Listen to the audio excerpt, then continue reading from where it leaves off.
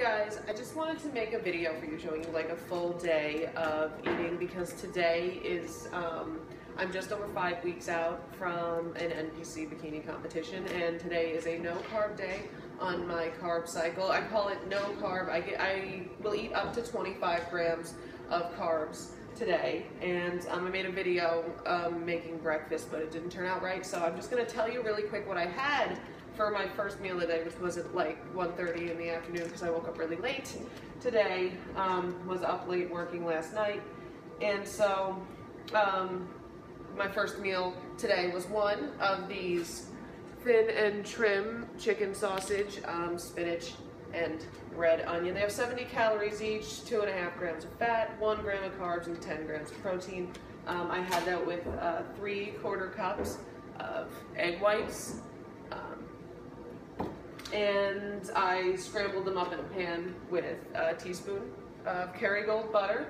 And with that, I also had one 3/4 of an ounce square, 0.75 ounce square of cheddar cheese. They're like pre-packaged. Old Croc is the brand. No reason to get it pre-packaged, but I just like them because they're easy. They're little. I have some right here. Little cheese squares. I actually didn't even melt it in with my eggs because this is a pretty sharp cheddar, but I really like that, but it can be overpowering. I just like to eat it on its own instead of mixing it in with my eggs, so then my eggs just taste like one big ball of sharp cheddar. So I had it with that. That's keeping my fat high for today. 70 grams of fat, 200 grams of protein, and 25 grams of carbs, or less if I can be less, but I don't see any need to be less. It's just if at the end of the day I haven't hit the 25 grams, I'm not going to try to eat up to that the way I would on a high carb day. If I'm under carbs, I would purposely try to make sure I got to that. So anyway, that's what I had for my first meal. After that, I had some GNC Amplified Whey-Bolic Extreme. I had the chocolate version and I had the last of it that I had, and then I threw the packaging out. I actually mixed it into a cup of coffee instead of milk or water, which I couldn't have milk today anyway because it's a low carb day, but I could have put it in water, and I put it in coffee instead, which is really unhealthy, but that's what I did. And that was another, like, I mismeasured it, and I put 1.5 scoops in instead of 1 scoop, which is what I wanted to do, but it doesn't really matter. It just means that I had 30 grams of protein instead of 20, and I don't have to eat as much protein later in the day, which is good or bad depending on how you look at it. I like to eat food, so, you know, on a low carb day, or on the more restricted, the less I'm going to be eating like meal replacement supplements, because they're not as filling, but I really like having my like coffee latte with some whey in it, because I think it tastes really good, and it's better than putting like sugar-free creamer in it or some other shit that I would be putting in it anyway, because I'm going to be drinking the coffee. Like, I'm drinking the fucking coffee. That's what's happening, and that's what we're doing. So anyway, now it is time for, I guess, a third meal, sort of like between lunch and dinner time for me. It's like dinner time for most people. I am going to have vegetables, which obviously is a carb. I'm going to have 1 cup of these stir-fried vegetables, which has 5 grams of carbs. I'm going to use coconut oil to cook that, I guess a teaspoon of coconut oil in a non-stick pan. And then to that I will add 4 ounces of ground beef at the end, and scramble that all up. That's 22 grams of fat. That's 14 grams of fat, but again, I'm doing 70 grams of fat today because it is a low carb day. Keep my fats high. Got my little non-stick pan here. First thing I'm going to do is start heating up some coconut oil. So I got my teaspoonful of coconut oil. It's going in the pan. I'm going to track things as I'm putting them in, but I mean, I basically already know what they are, but I track everything.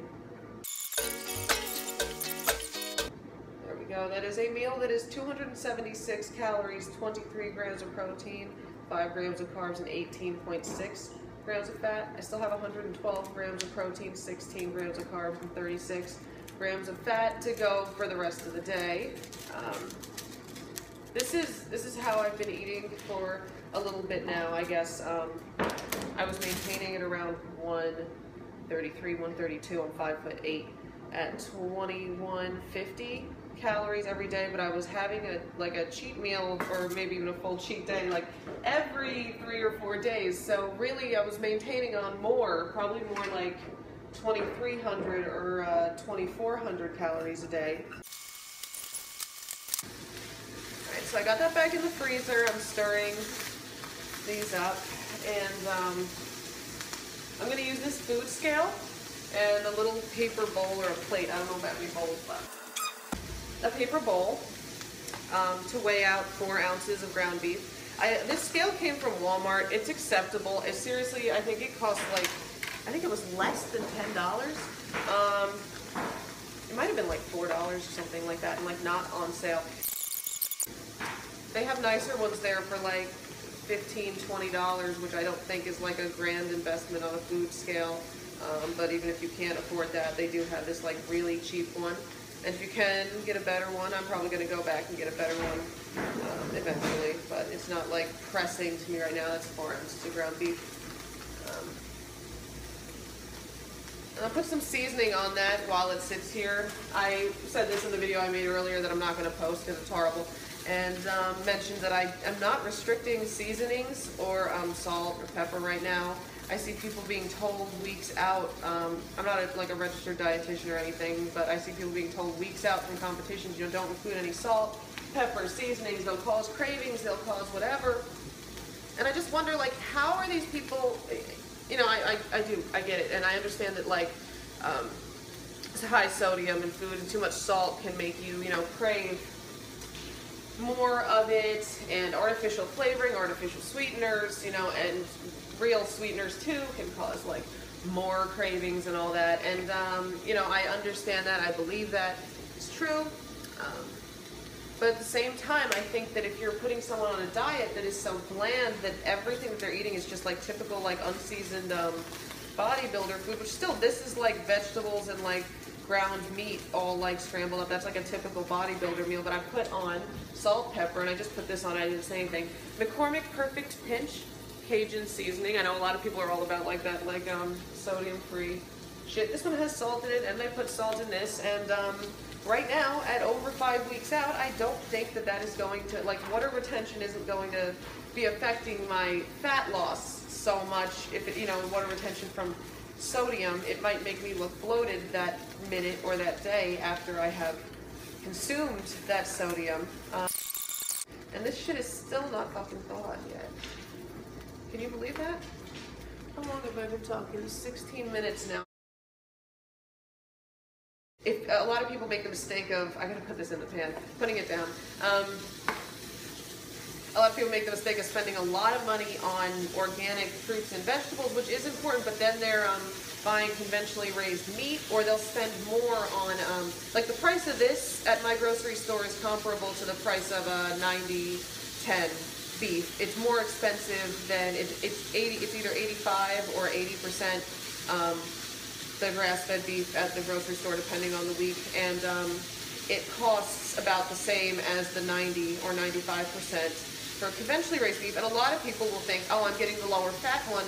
You know, they'll spend the extra money on the conventionally raised 90% beef, but then they look at the grass-fed and they say, oh, it's 80% fat. I don't want to get that one. Why would I spend that much more on the comparable product? But you're not, because this is actually, it's got an equal ratio of omega-3 and omega-6, and that's what you're really looking for in your diet. And that's why a lot of dietitians and a lot of bodybuilders and trainers really recommend to take that fish oil so you can get that omega-3, which helps your body burn fat, which helps your body build muscle, which helps regulate your hormones.